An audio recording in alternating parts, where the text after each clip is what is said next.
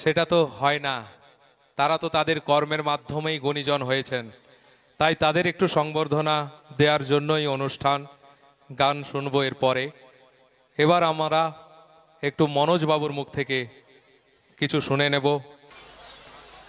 নমস্কার আপনাদের সবাইকে। আজ সন্ধ্যাটা ভালোই কাটলো, অসাধারণ কাটলো। গুণী মানুষরা তারা এখানে সমবেত হয়েছিলেন। তাদের প্রত্যেকটি মানুষকে আমি দেখেছি আলাদা করে।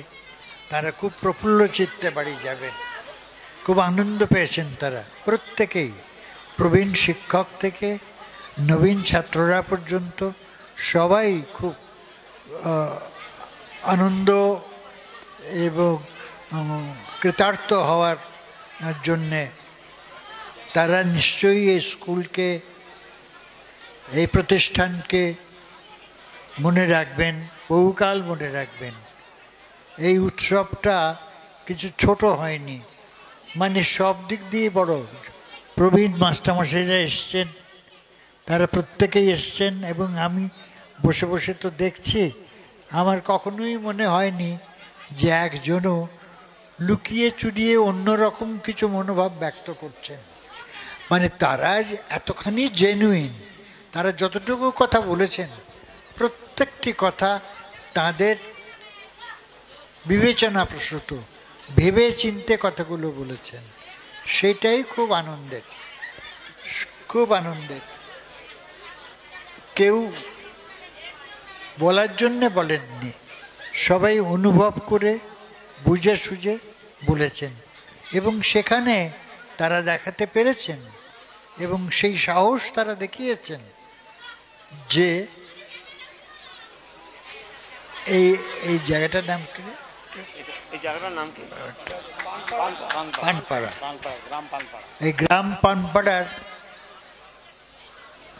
যে সমস্ত শিল্পানুরাগীরা আছেন এবং লেখাপড়া করে যারা একটা উচ্চতায়, সেটা সব ধরনের লেখাপড়া, আমি শুধু ঘরে বাইরের হিসাব করার লেখাপড়ার কথা বলছি না, সব রকম। যিনি ছবি আঁকা শিখেছেন, যিনি কবিতা লেখা শিখেছেন, যিনি কথা বলতে শিখেছেন, তারা সবাই কিন্তু খুব, আমি লক্ষ্য করছিলাম যে খুব গভীর ভালোবাসা থেকে এবং শ্রদ্ধা থেকে এবং সত্য বলার জন্যে উদ্গ্রীব হয়ে তারা ছিলেন। সত্য কথা তারা বলেছেন, কেউ একটাও অসত্য কথা বলেননি। সেইটাই আজকের এই সবার একমাত্র যদি লাভ হয় সেইটা, যে প্রত্যেকটি মানুষ ভেতর থেকে তার সত্য কথা, তার অনুভবের কথা, তার তরুণদের তার জাগিয়ে তোলার কথা, সবগুলো কথা যে বলেছেন এবং সত্য যেটা বুঝেছেন সেইটাই তারা বলেছেন। এখানে বানানো কথা খুব ছিল না, বানানো কথা ছিল না বলেই আমি আর কোনো বানানোর মধ্যে যাচ্ছি না। কিন্তু প্রত্যেকেই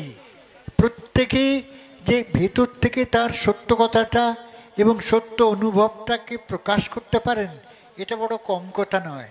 দিন বদলায় ছবিটার নাম, তার পরিচালক হচ্ছেন সুব্রত লাহিড়ী, কৃষ্ণেন্দু ভূঁইয়া তার প্রযোজনা করছেন।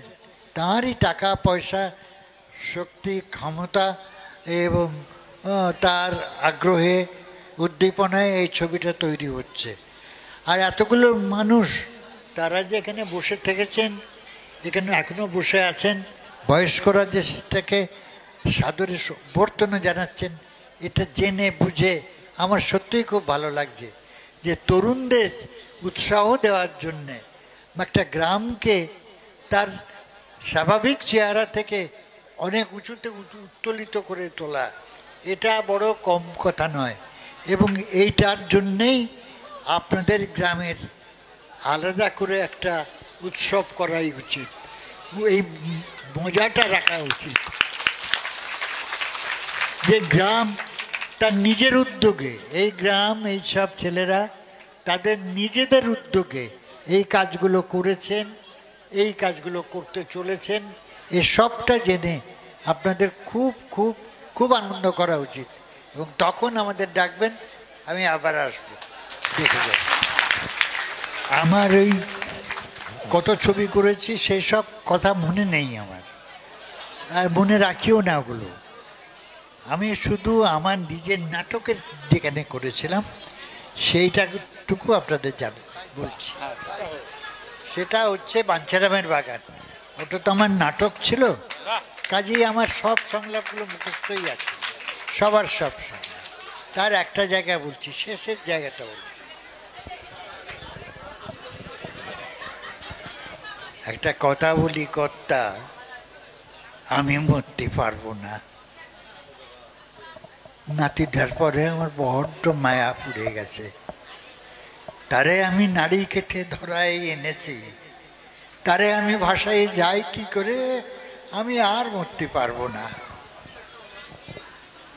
বুঝতে পারি কর্তা, আপনার জ্বালা আমি বুঝি, কিন্তু আমি কি করব বলেন দেখেনি। কতবার তুমি মরতে যাই তো আমার নাতিপুতি, আমার গাছপালা, আমার পুঁই পোনা সব ডাল ঝাঁকায়, বলে বুড়ো তোমা হইতে আমরা সব হয়েছি, তুমি চলে গেলি আমরা কার কাছে থাকবো। ভালো লাগে না কর্তা, এইভাবে তোমার টাকা খেয়ে খেয়ে বেঁচে থাকতে আমার ভালো লাগে না কর্তা। এ জীবন তো আমার দস্তুর না কর্তা, পরেরটা মেরে খাওয়া। তার চেয়ে এসো, তোমারও শান্তি আমারও শান্তি। তোমার ফলিডল তুমি,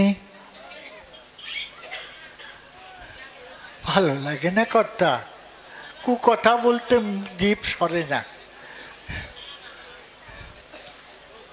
বলে ওর বুড়োটার মুখটা, যে লোকটা শুয়েছিল তার মুখটা ঢেকে দিল, তো মারা গেছে সে লোকটা। তখন ওর নাতিটা, যেটা কাল রাত্রে জন্মেছে, সে কাঁদছে ভেতরে। তখন বলছে যে কাঁদে না কাঁদে না দাদা ভাই, কাঁদে না কাঁদে না। কত কত পাখি আছে, কত গাছ আছে, কত ফল আছে আবার বাগানে। কাল সকালে দেখো গাছে গাছে ফলের একেবারে বাহার। দেখো টুপুস টুপুস করে সব ঝরে ঝরিয়ে পড়ছে, জলপাইয়ের পাতা বেয়ে শিশির ঝরিয়ে ঝরিয়ে পড়ছে।